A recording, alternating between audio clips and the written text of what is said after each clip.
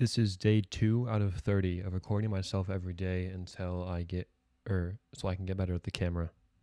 At speaking to the camera. Thank you, sorry.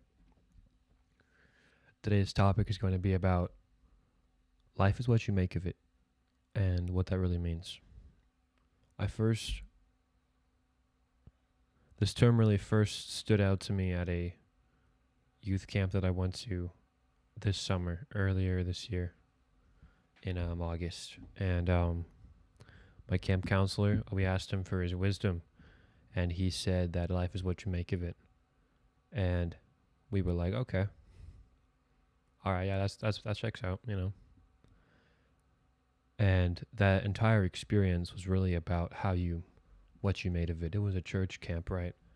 And when it comes to camps and church camps especially, it's really about you get out what you put into it. If you put nothing in the microwave, you don't get any food. Got to put the food in the microwave first, right? It's a funny analogy, actually. And I really want to preach that life is really what you make of it. It's all about how you see it. It's all about what perspective you choose to see it from. And politics, and granted I know very little about politics, seeing as I'm not even able to vote yet, but in politics we see that there's two parties generally in the USA, in the States at least, and that is the Democrats and the Republicans, right? And they see these things pretty differently. We see in society there's left wing and right wing. Again, they have very different views, very different perspectives on things, but people choose them for different reasons. Different religions, different societal constructs, different societal standards. It's all... One second. Sorry. It's all about choosing the perspective that you want to take up and really zone in on. I don't remember what book it was, but I was listening to a podcast, I think it was, and they referenced a book. I don't remember which one. And it spoke about how you have two voices in your head, and one of them is trying to make you succeed, and the other one is trying to make you fail. And the people in charge of these voices are Mr. Triumph and Mr. Failure, respectively. It's all about fueling Mr. Triumph and telling Mr. Failure to be quiet, right? It's all about, and this can be more difficult than you would expect, actually, because it's really easy to see the negative things. It's really easy to just be like, well, this is how I am, like I can't change at all because it's just how I was born, it's just who I am. It's just part of me, bro. It's really easy to fall into that trap. It's really easy to just dismiss bad decisions, bad decisions, and just be like, oh yeah, this is just how I am, bro. I can't change because it's just ingrained in me, bro. I was programmed like this, Even computers can have their programming altered. Even people can have their programming altered.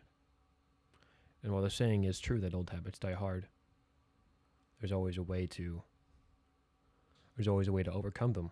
There's always a way to become a better person.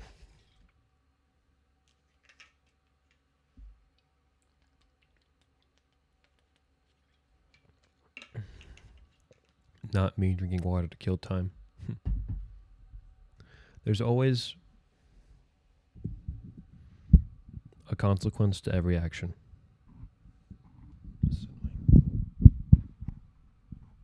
There's a consequence to every action. And whether that's a good or bad consequence, that's up to you to decide based on the choice you make with your free will.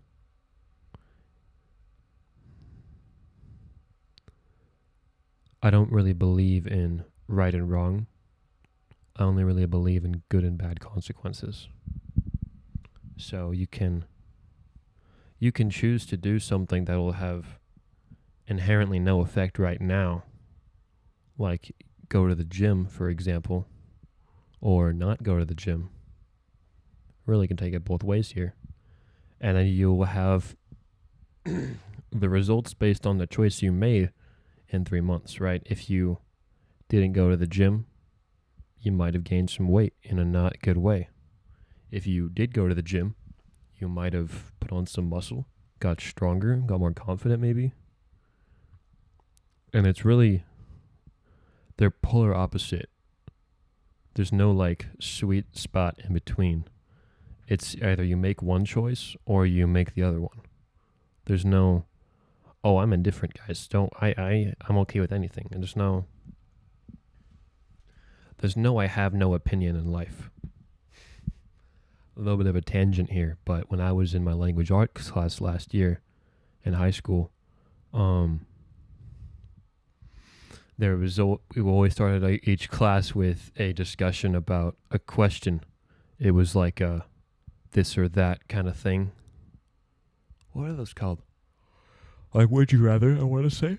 And there was always a couple of kids who were like, "Oh, I don't really have an opinion, bro. I don't really know, bro." And I'm like, "Dang, that kind of sucks because you really need to have an opinion in life. You need to be able to think for yourself and not just follow the constructs that society is feeding you."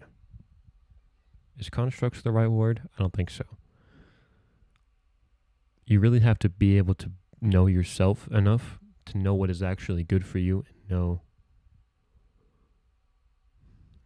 know what is right.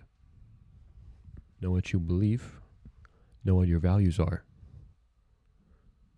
And that's kind of the biggest point out of this whole video.